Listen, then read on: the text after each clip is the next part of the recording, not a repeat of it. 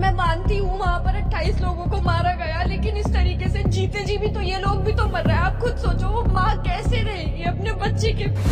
माँ रोती रही, बच्चा चिल्लाता रहा। उसका 1 साल का बच्चा बुखार में तड़प रहा है। लेकिन बॉर्डर पर कोई सुनने वाला नहीं है। हिंदुस्तान पाकिस्तान का अटारी बॉर्डर ये सिर्फ बॉर्डर नहीं, अब माँ बेटे के बीच का दीवार बन गया। माँ बेटे के बीच का दीवार, माँ बेटे के बीच का दीवार। Disclaimer. नमस्कार, मैं राज विश्वकर्मा। पहलगाम हमले के बाद जो हालात बने हैं वो सिर्फ सियासत नहीं, इंसानियत पर सवाल है।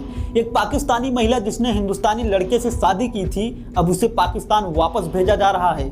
लेकिन सबसे बड़ा दर्द उस मासूम बच्चे का है जो अपनी माँ की गोद के लिए तरस रहा है।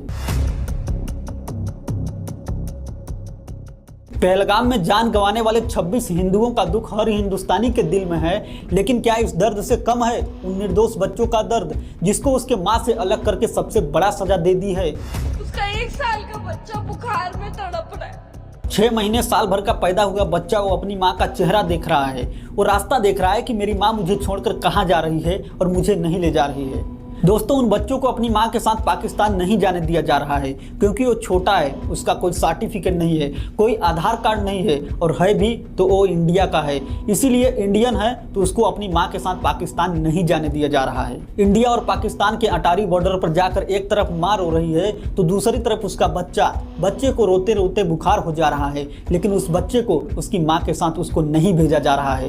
कहीं ना कहीं सरकार को इस चीज़ का ध्यान देना चाहिए कि जिसका बच्चा 5 साल से छोटा है उस बच्चे को उसके माँ के साथ पाकिस्तान भेजना चाहिए। ऐसे में कुछ लोग जो पैसे वाले होंगे वो अपने परिवार के साथ विदेश चले जाएंगे क्योंकि वहाँ पर उनको उनके पाकिस्तानी पत्नी और हिंदुस्तानी शौहर से कोई अलग नहीं कर सकता। लेकिन फंसेंगे वो जिनके पास पैसा नहीं है, जो गरीब हैं।